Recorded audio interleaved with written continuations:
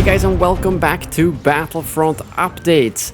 Today we got some Star Wars gaming news to talk about, the state of Battlefront 2, its rising player base, and some really good news regarding the sales of Jedi Fallen Order, which bodes well for the future, and some other interesting tidbits that I thought we'd discuss today, as I know Star Wars gaming news can be a little bit scarce as of right now, other than of course with Star Wars Squadrons, so news like this can always be a good hint towards what we can expect in the future and so on, which is why I still think it's very interesting to discuss.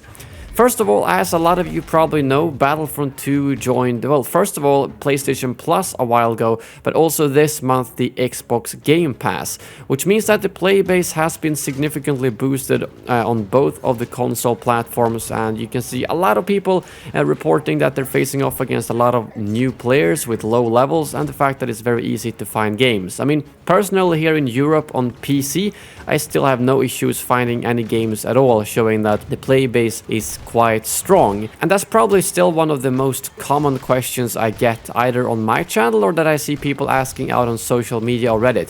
Is the game still alive? Can I find games? And the answer is almost always yes. In some parts of the world like Australia, where it's always been hard to find games, you might struggle and you might have to switch out your region. But other than that, the game is really active. And some numbers that I wanted to throw at you, because as you know, a lot of developers and publishers don't like to actually publish their exact numbers, so we have to do a lot of guessing. But there is one thing we actually do know, which is how many players who play Battlefront 2 on Steam because of the Steam Charts app. And what I find really interesting here is that these numbers are only players who play on Steam. So this is not the entire PC player base, but only on Steam. And keep in mind that this game came to Steam in June, meaning that like 99% of everyone who play or have played this game on PC still have the game on Origin, like myself, and they don't count in here. So that alone can really give us an idea of how many players who are still playing this game. If we also couple that with something else we know, which is the play base for Battlefront 1. Because until 2019 in October, there was actually a tracking website called swbstats.com, which showed how many people who played the game right now and the peak every day. And something that was almost always concurrent was the fact that the PC play base represented about 10% of the total play base, as you can see here. And it wouldn't surprise me if it is the same here. Actually, the PC play base could be less than 10% now that the game is both on Xbox Game Pass and PlayStation Plus. So let's say that half the players on PC play on Origin and half on Steam. That gives us roughly a 10,000 player peak every day. And if we then say that 10% of the player base is PC, that means that we have a player peak of around 100,000 players every day. And that's a peak, so that probably means a couple of million players every week.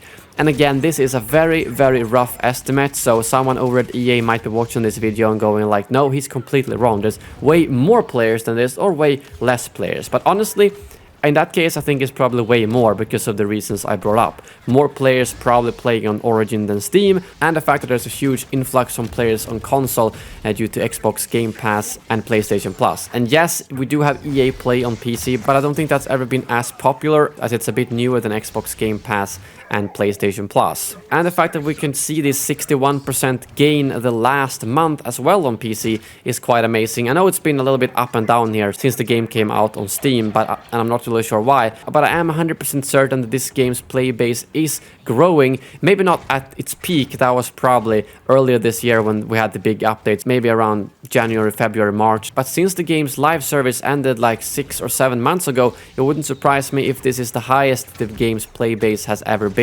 And actually this month alone, the game actually passed Star Wars Squadrons play base, which has dropped down quite significantly, as you can see, from its launch in October, and its peak play count is actually lower than Battlefront 2 on Steam. So why am I talking about this? Well, first of all, to answer your question, no, the game is far from dead. And also to, I don't know, give us a little bit of hope, because the more we support this game, even after live service is gone, the more EA will realize they did a mistake and probably not reinstate the live service, but at least consider making a Battlefront 3. Because there are so many games right now, like the Avengers game for instance, that have recently come out and has a huge development team still working on updating it, yet the play base is only a fraction of what Battlefront 2 still has 3 years later, just showing the strength of this community.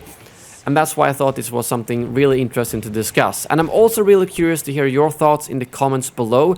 Those of you who do play on console, are you seeing a lot of new players? Because even on PC, I'm seeing quite a lot of new players, but not as many as the pictures I've seen from console. So I'd love to hear what your experience recently with the game is. And maybe at some point when Battlefield 6 development tones down a little bit, we can get like a revival expansion for this game, or realistically, probably not, but I just want this game to do well, because the better it does, the more EA and DICE realizes their mistake, and the bigger of a chance we have of getting a Battlefront 3, for instance. That's just the simple reality of it. And next up, I actually wanted to talk about Fallen Order and its success, because Matt Piscatella, a video games analyst, recently published some information on which games that had sold best, both in 2020 overall, but also from the end of October 2019 to the end of October 2020. And surprisingly, in the US, Fallen Order is actually on the second spot, beating games like Animal Crossing, Madden, Last of Us Part 2.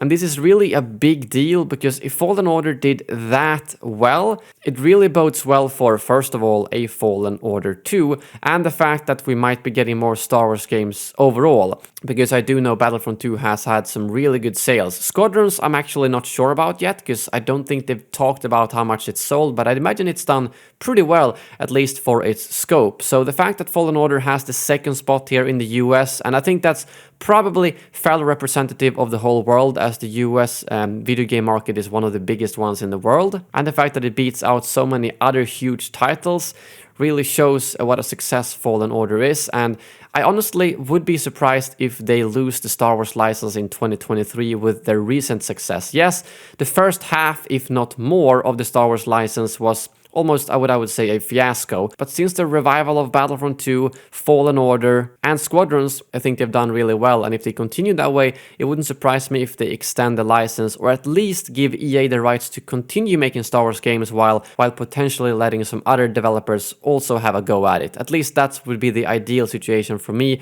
I don't think exclusive rights is the way to go, but I would like EA to at least have the option to continue creating Star Wars games beyond 2023. So all in all, both of these snippets of news are good for the future of Star Wars games, I would say, and both Battlefront and Fallen Order respectively. Obviously, Squadrons is also doing well with the new DLC that came out this month, as well as the two new ships coming next month.